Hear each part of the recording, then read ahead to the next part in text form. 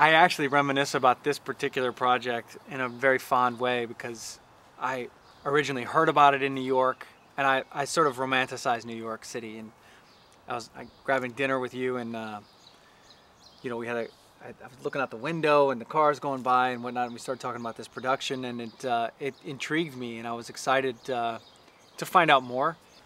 Before I knew it, we were going strong, and I guess the rest is history. I was surprised I was able to make it through the gratuitous sex scene without throwing up all over myself, and then perhaps just relieved that it was over when it was over. I mean, it's always an interesting thing to have to do a sex scene and then make it intimate and make it real and be there in the moment and share it with just one person and kind of exclude everyone around you.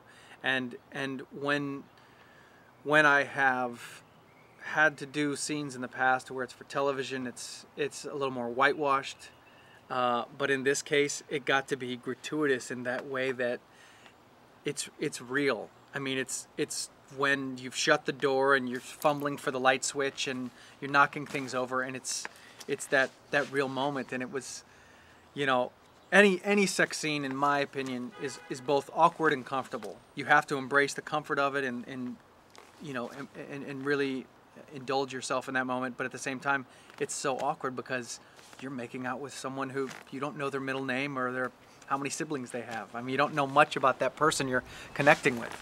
And so to be as intimate as I was and blah blah blah, and to be involved in a scene like that, I have of course let myself go, but I look back on it and you just say, like, I guess I could chalk that up to being one of those moments in your life where you got drunk and messed around with a complete stranger, and to this day you don't remember their name.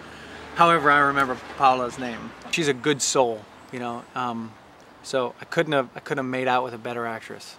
I was impressed because there are people who just aren't as professional as that when things get that comfortable. You know, when you take all your clothes off, you can really find someone's true professionalism. I find that I always get very protective of the actress that I'm with when it's involving a scene, because at least from my perspective, they're even more exposed and vulnerable, and crews are generally comprised of much more men in the room, and you know, maybe some eyes that are darting around places they shouldn't, you know, and so I find myself getting I sort of bond with them in that protective way. So we certainly had that in common right off the bat, where we had to do this thing in a room full of people and just sort of let go and trust one another. And so I found myself both wanting to protect her and wanting to sort of just give myself into her and trust that she and I were in it together. My love of acting started with plays and being involved in plays. And of course, unless you're incredibly lucky or perhaps unlucky, the very first play you do is going to be tiny and small and fun, and you get your hands dirty, and it's not going to be some big Broadway production. So I have fond memories of feeling like you're part of this thing, that everyone is an underdog and is giving their best, putting their best foot forward, and putting their heads together, as you know, for a brain trust that hopefully comes out with a great product. To be in an independent film, especially a good one, a well-written one, you feel like you're sort of right on the tip of art, you know, and everybody is, and everybody feels it, and you realize you're standing in a room full of people who most times in independent films are near the beginning of their careers, and that room is going to, you know, scatter after this project is over and go on and touch the world in so many different ways as their careers grow, and so to share an experience with a bunch of other artists that are doing it for, you know, for the love of the craft. To me, that makes doing an independent film great, and I think that heart of a true, well-done independent film comes across the screen. You know, where people really cheer for the film because it's the underdog, you know, and if done well, you win over the audience.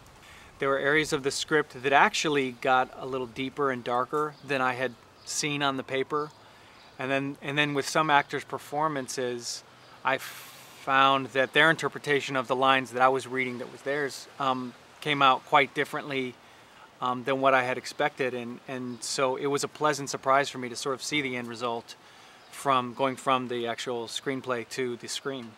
People and couples and individuals trying to make it in this big city, this big living, breathing organism that we call Manhattan. And while being there and discussing a project about New York, and about not so much about New York, but about people in New York, and the circles that you run, whether you know it or not, and those 6 degrees of separation,